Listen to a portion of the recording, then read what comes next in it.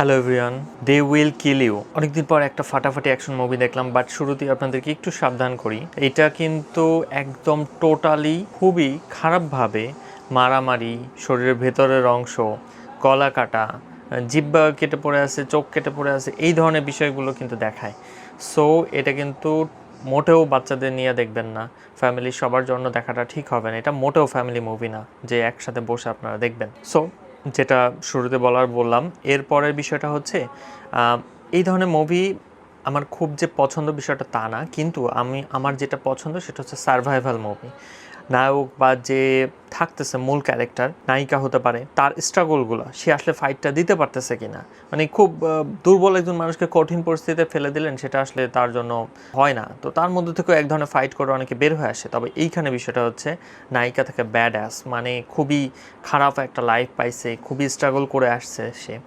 তো তাকে একটা আরও খারাপ পরিস্থিতিতে পড়ছে, সে ফেলা হয়েছে, কিংবা বলতে পারেন লাইফের চয়েসে সে চলে আসছে। তো বেসিক্যালি সে আসলে তার নিজের স্টোরি আছে, একজনকে খুঁজতে খুঁজতে সে আসলে চলে আসে, তার ছোটোবেলার স্টোরি আছে, তার স্ট্রাগলগুলো আছে। তার ট্রেলারটা দেখলে আপনারা বুঝতে পারবেন সাসপেন্স আছে মুভিটাতে, মানে কি হচ্ছে। তো আমি আসলে ভেঙে বলে দিচ্ছি না, বাট কি এক্সপেক্ট করতে পারেন এটুকু বলি যে প্রচণ্ড ফাইট এক্সপেক্ট করতে পারেন, আনএক্সপেক্টেড সিন আপনারা পাবেন। আপনারা মোটেও প্রেডিক্ট করতে পারবেন না যে কোন দিকে যাইতেছে, কোন দিকে ফাইটটা যাইতে পারে, বা কী ধরনের হেল্প আসতে পারে, বা কী ধরনের সমস্যায় পড়তে পারে নায়িকা। তো এটা আপনারা এক্সপেক্ট করতে পারবেন না। ওয়েল, এটা ছিল মুভির প্লট। আর যেই ক্যারেক্টারগুলো আছে মারাত্মক, মানে পারফেক্টলি অভিনয়গুলো করছে। এবং মূল ক্যারেক্টার যে জ্যাজি বিটস, তাকে আমি প্রথম দেখছিলাম ডেডপুল মুভিতে। আমার কাছে কেন জানি ওই প্রথম দেখাতে বেশ ভালো লাগছিল তার ক্যারেক্টারটা, মানে পার্সোনালিটিটা মুভিতে যেভাবে সে উপস্থাপন করে সেটা আমার কাছে বেশ ভালো লাগছিল। সেই নায়িকার আমি পরেও দু একটা মুভিতে দেখছি, যেমন আপনার বুলেট ট্রেনেও দেখছি, দারুণ লাগছে ওইখানকার যে ক্যারেক্টারটা ছিল। তো এইখানেও জ্যাজি বিটস মূল ক্যারেক্টার পুরো মুভিতে, এবং আমার কাছে মনে হচ্ছে তাকে নিয়ে আরও মুভি হওয়া উচিত। সে আসলে সেই ব্যাপারটা আছে তার মধ্যে।